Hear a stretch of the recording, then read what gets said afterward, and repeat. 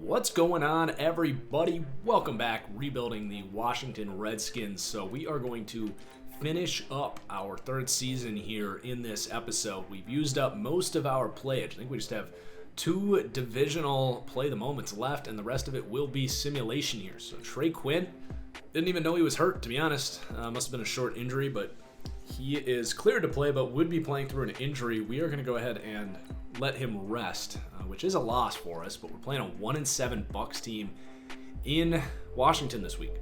And an upgrade to Troy Apke, who's sitting there as our reserve safety, but someone that's still maybe has a future here. We've got Devin McCourty in here as the veteran presence there.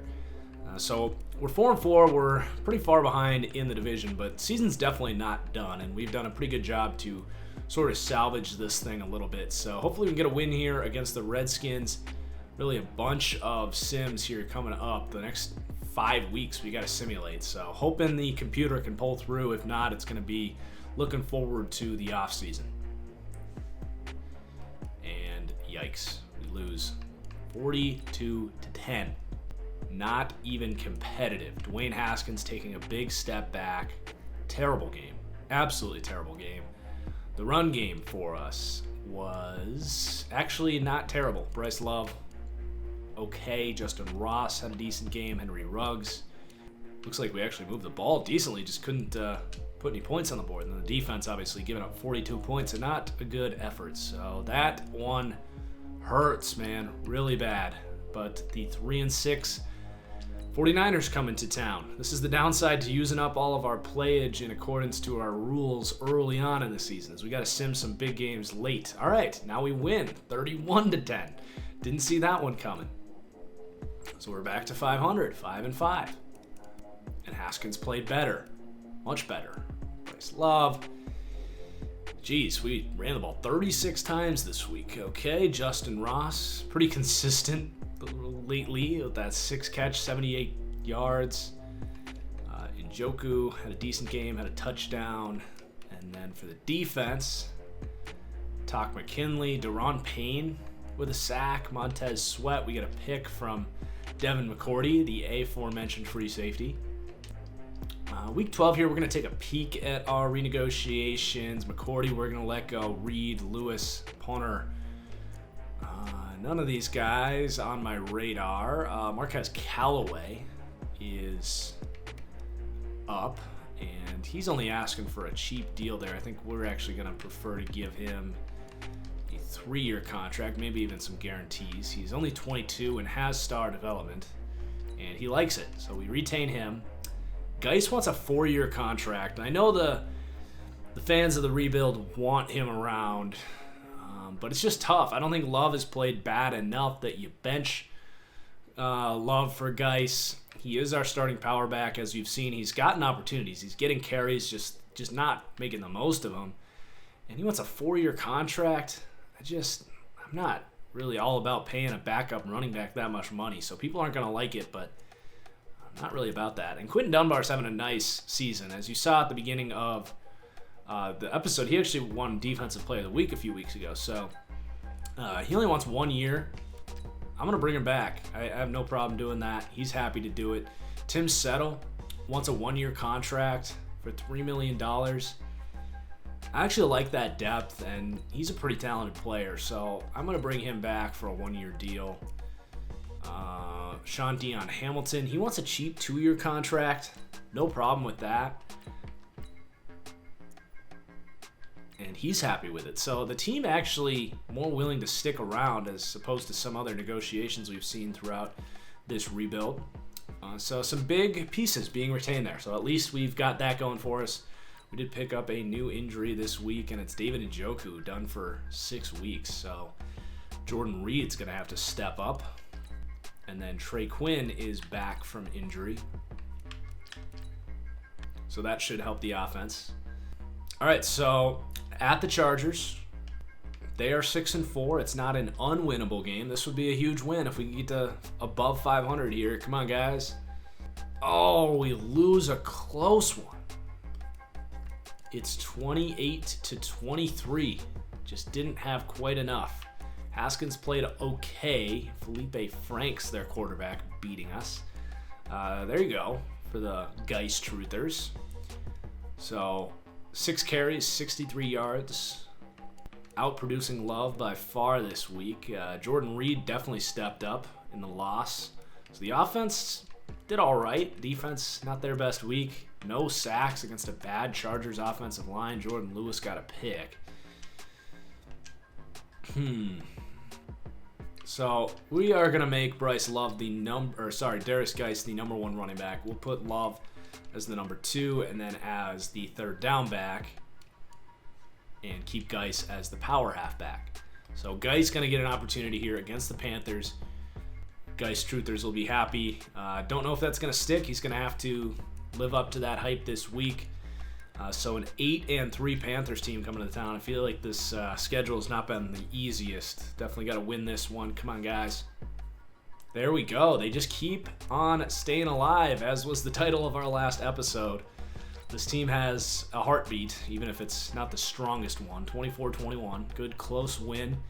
Haskins has been much better the last couple weeks. And Darius Geist, there you go. He has kind of emerged here. Love, only 3 carries. So, all right. Geist making a name for himself. And then Love gets involved in the receiving game. That's the way it should be right there. And then for the defense, they stepped up this week. Sweat gets a sack. A pick from Landon Collins. All right, that was a huge win there. So looking at the rest of the schedule, I actually lied. We only have 1 divisional game left. And some tough, thanks to Madden, we have 4 of our last 5 games on the road. So not looking super optimistic there, but hey, you never know. Falcons are 4-8. I will say if Geist plays well again this week, we'll probably extend him. 31-14, so close. Where do we sit in the NFC standings? The NFC is good this year too, damn. That loss will more than likely be our dagger. Would love to finish competitive here, though, and try to finish above 500. We do play the Eagles this week, so we'll get a little bit of game action. As far as our performance, Haskins, he's been hovering around this 230 yardage mark. That's not ideal. Geist was bad. Love was bad. The receiving game's been pretty steady for us as far as who's getting involved. Offense just hasn't been as explosive as you would hope. Only 14 points there. Haskins not quite getting the job done. The defense was just I guess they did only allow 17 points. But all right, here we go. We're going to take on the Eagles here. We got some upgrades to do. A lot of upgrades this week. Landon Collins.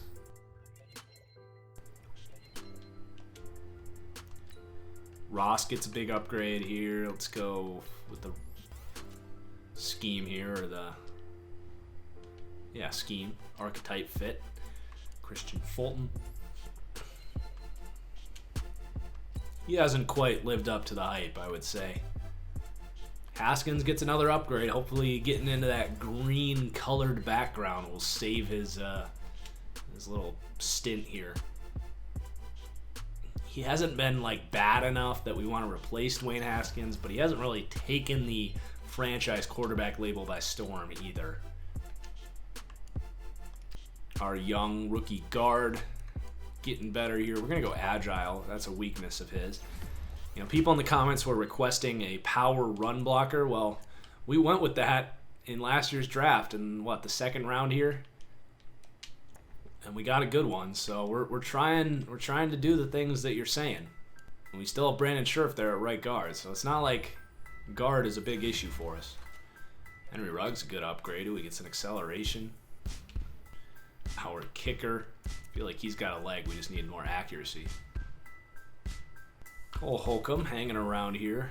He's not even going to go up in overall from this upgrade, but it's not a bad upgrade. He gets a speed boost and a zone. Jeez, lots of upgrades this week. Marquez Callaway, after his nice little 3-year extension. Justin Fields. Ooh, he's going to go up 2 this week. Good upgrade. And I'm just going to automate those 2. All right, so team's getting better. Let's do our play of the moments here against the Eagles. I actually took some time this weekend to create a custom offensive playbook that I think you guys will like. It's based on the Dallas Cowboys scheme, but I went through and kind of rated the plays, so the calling by suggestions is a little more team friendly, and I took out some plays I didn't like, added some plays I did. So I'm going to upload that as TFG Offense on the file share if you guys want to check that out. Of course, on Xbox. So we got a first quarter drive opportunity. We're going to go ahead and take this early and see what we can do on offense. We are using that playbook here, by the way.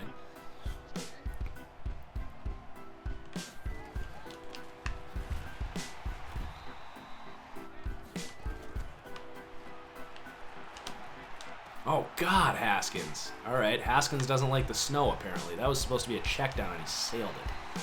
So we fail our drive, and that is not going to help us get above 500, which is kind of our last goal here. So let's skip that. We give up a touchdown off the turnover, but then we either drive quickly or get a turnover or something. Oh, we turn the ball over again. That makes more sense. Gosh, I thought we were on offense. We're on defense. They give up a touchdown. All right, red zone alert. Let's see if we can get our team back in the game here. There we go. Block, dive, touchdown. All right, we got 1 moment left. We're fighting back. Defense is stepping up until I set it. And we break.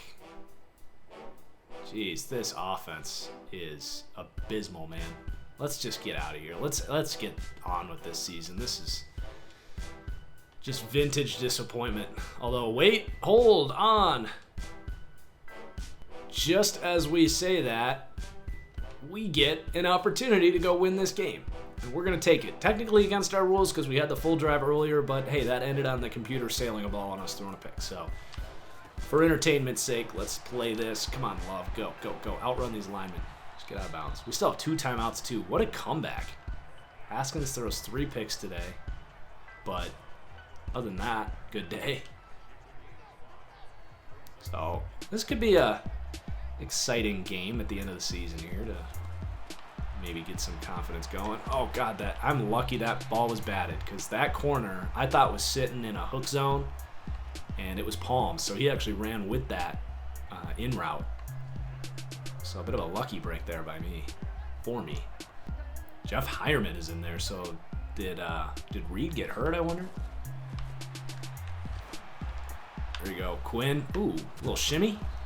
Let's call timeout. Oh, Hireman, truck him. All right, let's go. Plenty of time to go win this game.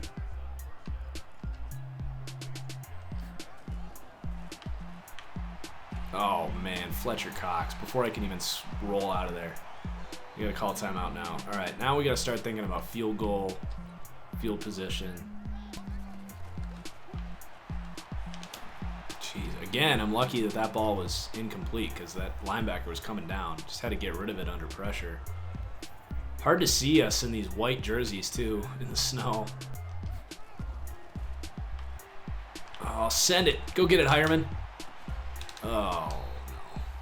Probably not the best throw to make there. All right, we're going to trust Justin Ross here.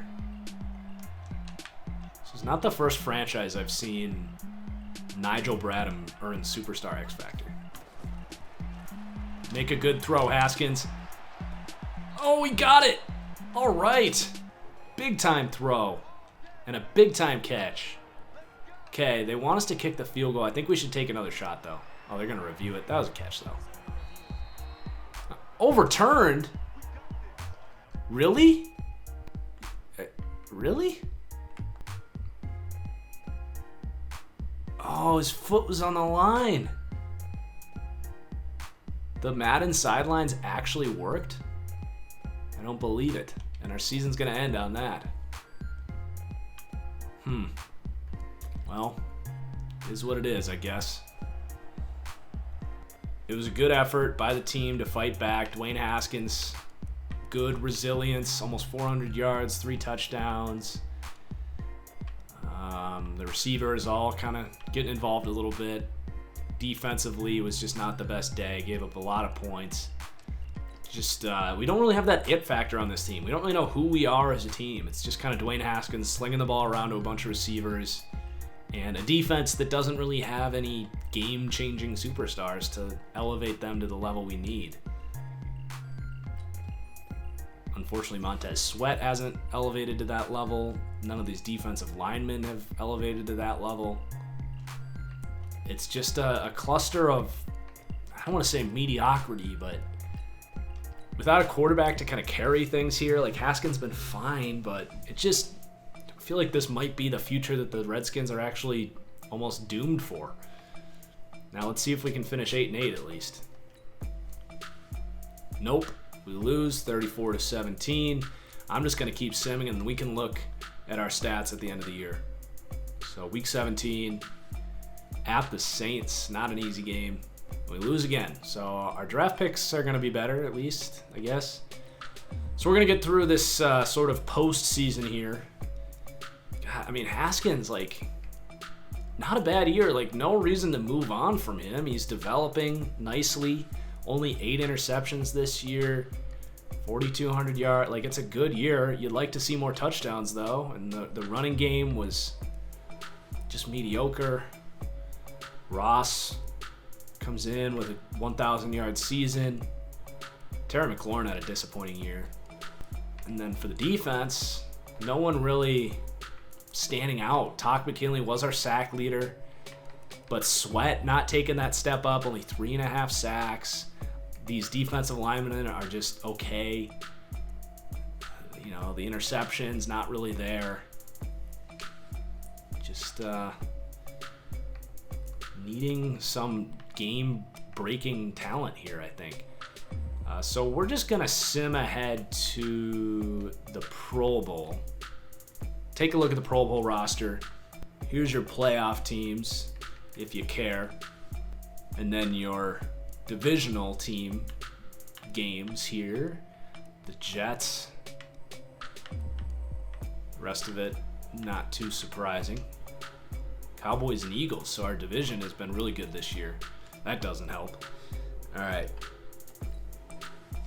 On to the Pro Bowl. Let's see if we got anyone. Wow, Tua is coming along in the AFC. Jeez. Felipe Franks at 64 overall. Let's see. No receivers for us. No offensive linemen. No. Oh, Matthew Ioannidis made the Pro Bowl. That's it. Our kicker. I feel like your kicker always does well. So the Jets making the Super Bowl, turning it around in the Sam Darnold era. So let's find out who wins it. The Jets have beaten the Saints. Wow. Okay.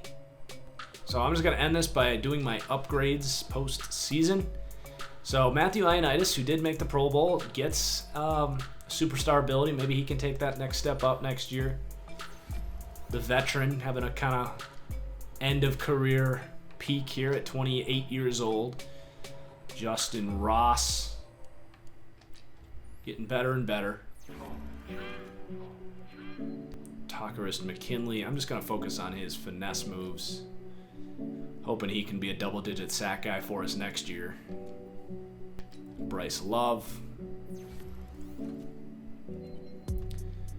gets 2 agility there.